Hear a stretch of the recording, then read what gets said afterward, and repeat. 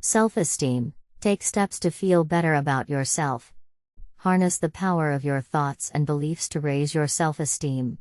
Start with these steps. Step 1. Recognize situations that affect self-esteem. Think about the situations that seem to deflate your self-esteem. Common triggers might include a work or school presentation, a crisis at work or home, a challenge with a spouse, loved one, coworker or other close contact, a change in roles or life events, such as a job loss or a child leaving home. Step 2. Become aware of thoughts and beliefs.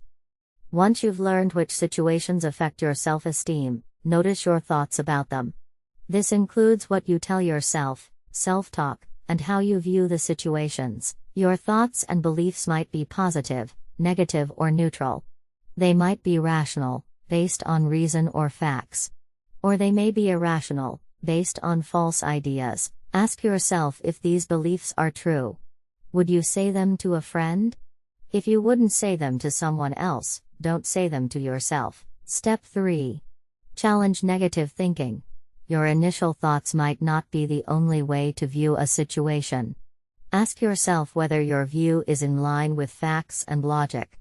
Or is there another explanation? Be aware that it can be hard to see flaws in your logic.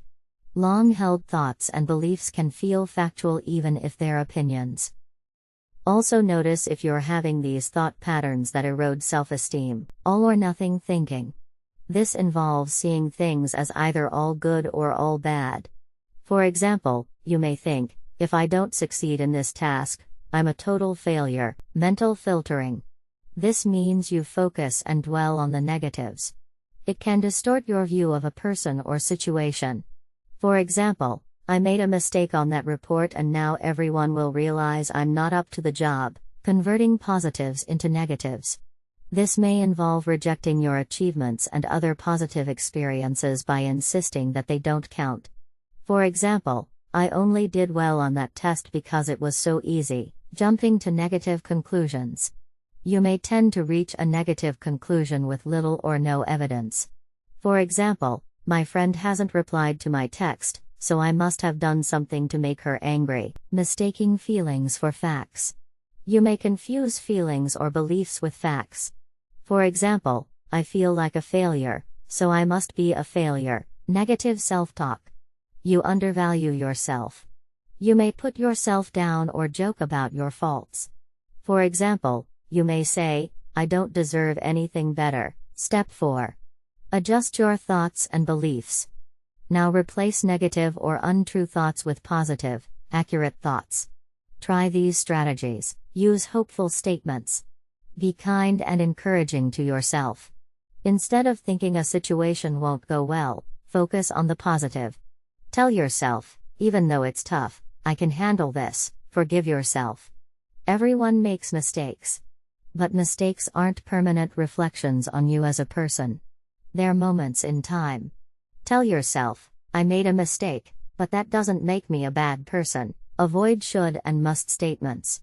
If you find that your thoughts are full of these words, you might be putting too many demands on yourself. Try to remove these words from your thoughts. It may lead to a healthier view of what to expect from yourself. Focus on the positive. Think about the parts of your life that work well. Remember the skills you've used to cope with challenges. Consider what you've learned. If it was a negative experience, what changes can you make next time to create a more positive outcome? Relabel upsetting thoughts. Think of negative thoughts as signals to try new, healthy patterns. Ask yourself, what can I think and do to make this less stressful? Encourage yourself.